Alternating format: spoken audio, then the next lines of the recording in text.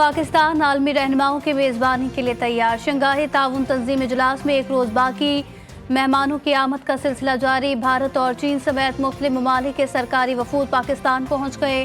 रूस, Belarus, काज़ाकिस्तान, Kyrgyzstan, Tajikistan और Uzbekistan के वज़राए आज़म भी इजलास में शरीक होंगे। ईरान के अव्वल नायब सदर भारत और तुर्कमानिस्तान के वज़राए ख़ारजा भी पाकिस्तान आएंगे। वज़ीर आज़म शहबाज शरीफ की मेहमान वफूद के सरबराहान के साथ दो तरफ़ा मुलाकातें भी होंगी। शंघाई ताउन तंजीम के सरबराही इजलास की भरपूर तैयारियां जारी। बरक़ी कुमकुमों से सजा दिया गया।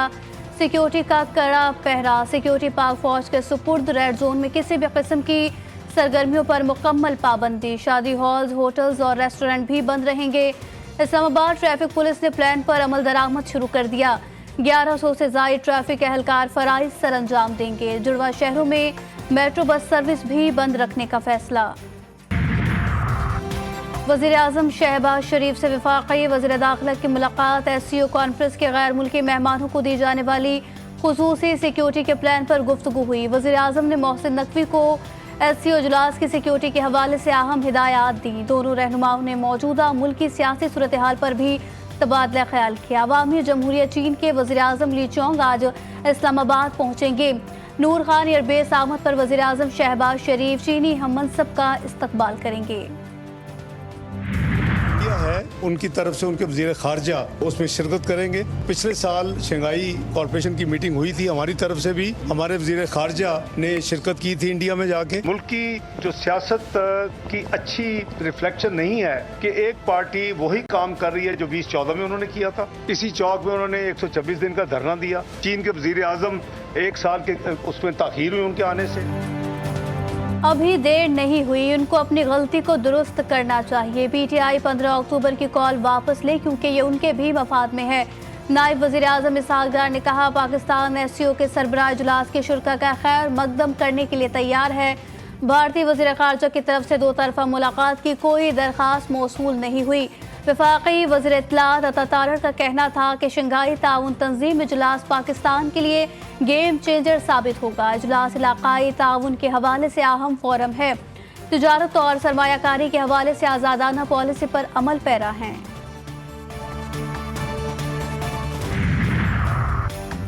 पहले बानी PTI से मुलाकात, फिर कोई दूसरी बात। तहरीक इंसाफ ने बड़ी शर्त हुकूमत के सामने रख दी।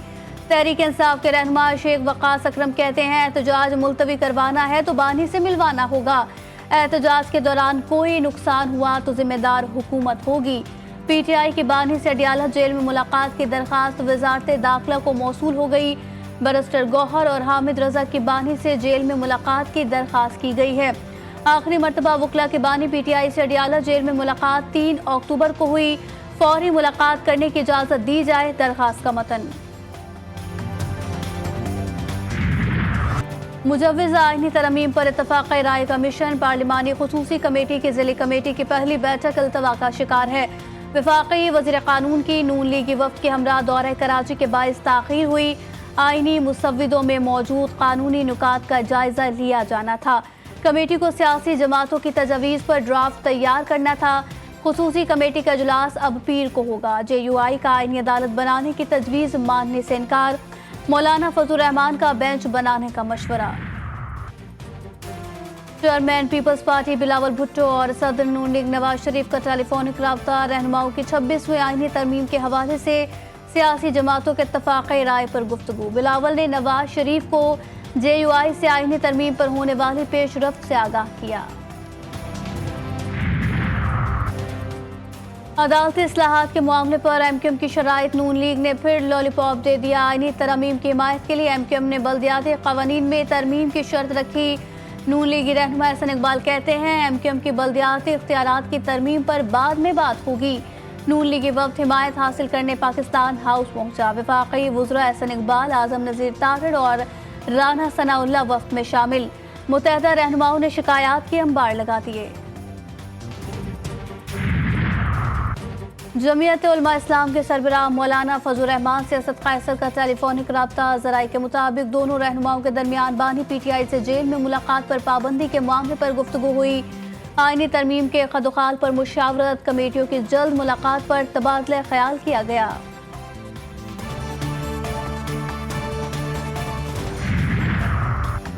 सूबों में तरक्याती कामों की जंग, नून लीग और पीपल्स पार्टी में लफ्जी वार। वज़ीर इत्तलात पंजाब का गवर्नर पंजाब के बयान पर शदीद रद्द अमल। सिंध में स्कूलों की हालत ज़ार पर आईना दिखा दिया। अज़मा बुखारी ने कहा, सिंध में स्कूल सिरे से मौजूद ही नहीं, जो हैं उनमें जानवर बंधे नजर आते हैं। इम्तिहानात में नकल और पूरे सेंटर्स का बिकना रिवाज है। गवर्नर साहब, आपका इंतजामी मामला से कोई लेना देना नहीं। आप गवर्नर हाउस में चाय, कॉफ़ी और खुश्क मेवाजात इंजॉय करें। हुकूमत कैसे चलानी है मरियम नवाज अच्छे से जानती है। पंजाब के तालीमी निज़ाम की तरह वज़ीर इत्तलात पंजाब भी अपडेट नहीं। वज़ीर तालीम सिंध सरदार शाह का अज़मा बुखारी को जवाबुल जवाब।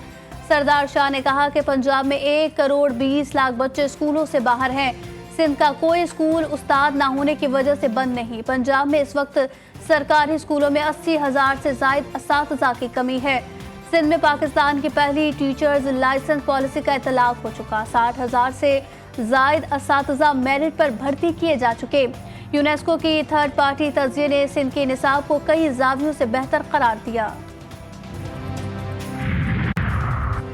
मुल्क में 40% लोग खते गुर्बत से नीचे जिंदगी गुजार रहे हैं। अमीर जमात इस्लामी हाफिज नेमुर्रहमान का इज्तिमा से खिताब, कहा 4 करोड़ बच्चे तालीम से महरूम हैं। आवाम को बिजली के बिलों के बोझ तले दबा दिया गया है।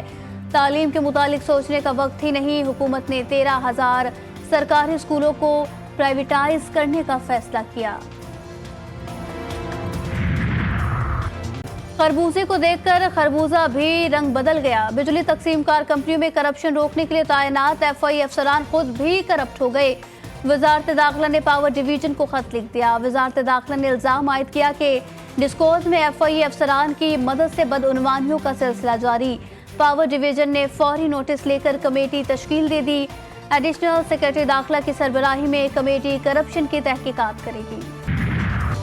लबनान पर इजरायली तैयारों की वहशियाना बमबारी। सिहोनी फौज ने मुख्तलिफ देहात और कस्बों को भी निशाना बनाना शुरू किया। ताज़ा हमलों में मजीद 32 लबनानी शहीद, मुतादिद जख्मी। लबनानी वजारत सेहत के मुताबिक सितंबर से अब तक 1645 लबनानी शहीद हुए। लबनान में शोहदा की मजमूई तादाद 2300 से तजावुज़ कर गई।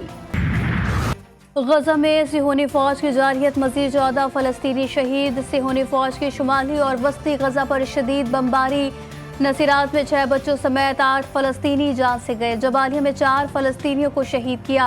मकबूजा बैतुल मक़दस में भी सिहोनी फौज ने 2 फ़लस्तीनियों को गोली मारकर शदीद जख्मी किया। शोहदा की मजमूई तादाद 42,227 तक जा पहुंची। इजरायली वज़ीर आज़म की यूएन सेक्रेटरी जनरल को धमकी। अमन फौज को लबनान की सरहद और जंग ज़दा इलाकों से निकालने का मुतालबा। नेतन्याहू ने अपने एक वीडियो पैगाम में कहा, मैं अक़वाम मुत्तहिदा के सेक्रेटरी जनरल से बराह रास्त मुखातिब हूँ। अमन फौज को ना निकाल कर आप उनकी जिंदगियों को खतरे में डाल रहे हैं। लबनानी वज़ीर आज़म ने नेतन्याहू के मुतालबे की शदीद मज़म्मत की। अमरीका इजराइल के साथ जंगी जुनून में हदें पार करने लगा। इजराइल का फ़ज़ाई दिफा मज़ीद मजबूत बनाने की तैयारियां। अमरीका इजराइल को एंटी मिसाइल सिस्टम फराहम करेगा। पेंटागन ने इजराइल को एंटी मिसाइल सिस्टम भेजने जाने की तस्दीक कर दी। अमरीकी मीडिया की रिपोर्ट के मुताबिक एंटी मिसाइल सिस्टम को चलाने के लिए अमरीकी फौजियों को भी इजराइल भेजा जा रहा है। पूरी तरह तैयार है लेकिन जंग नहीं हम चाहते हैं। ईरानी वज़ीर ख़ारजा अब्बास अराग़ची की अमरीका और इजराइल को एक वार्निंग। बगदाद में न्यूज़ कॉन्फ्रेंस करते हुए कहा, ईरान की अपने दिफा के लिए कोई सुर्ख लकीर नहीं। खित्ते को बड़ी जंग से बचाने की भरपूर कोशिशें की हैं। खित्ते में तनाज़े के फैलाव को रोकने के लिए बातचीत जारी रखेंगे। कराची में सिंध रवादारी मार्च और मजहबी जमातों की रैली। मुजाहिरीन की रेड जोन में दाखिले की कोशिश। कारकुनों की पुलिस से झड़पें। एक शख्स जाँ बहक, एक पुलिस एहलकार जख्मी। एहतजाज के बायस मेट्रोपोल होटल और अतराफ का इलाका मैदान जंग बन गया। नामालूम मुश्तइल अफराद ने पुलिस मोबाइल को आग लगाई। पुलिस ने दफ़ा 144 की खिलाफ वर्जी पर 50 से ज़ायद मुजाहिरीन को हिरासत में लिया। कई घंटों बाद रेंजर्स और पुलिस ने सड़कें ट्रैफिक के लिए खोल दी। शहर कायम में गर्मी की लहर मजीद 3 रोज तक बरकरार रहने का इम्कान। बहरे अरब में मौजूद हवा के कम दबाव का कराची से फासला मजीद बढ़ गया। अगले मरहले में डिप्रेशन की शक्ल इख्तियार कर सकता है। शहर का ज्यादा से ज्यादा दर्ज हरारत 36 से 38 डिग्री के दरमियान हो सकता है।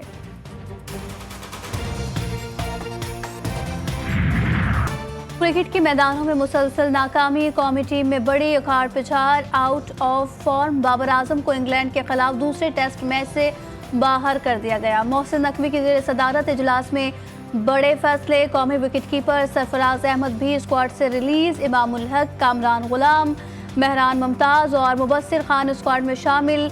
नए खिलाड़ियों की कारकर्दगी जांचने का अमल रवां सीरीज के अख्ताम तक मुकम्मल करने पर इत्तफाक। हालिया खराबियों का जिम्मेदार कौन? डायरेक्टर इंटरनेशनल पीसीबी को तब्दील करने का इंदिया। चेयरमैन पीसीबी की ज़ेर सदारत इजलास में फैसला। इजलास की अंदरूनी कहानी सामने आ गई। पीसीबी इंतजामिया उस्मान वाहला से नाराज थी। पिचेस की जिम्मेदारी डायरेक्टर इंटरनेशनल की है, उन्होंने गैर जिम्मेदारी का सबूत दिया।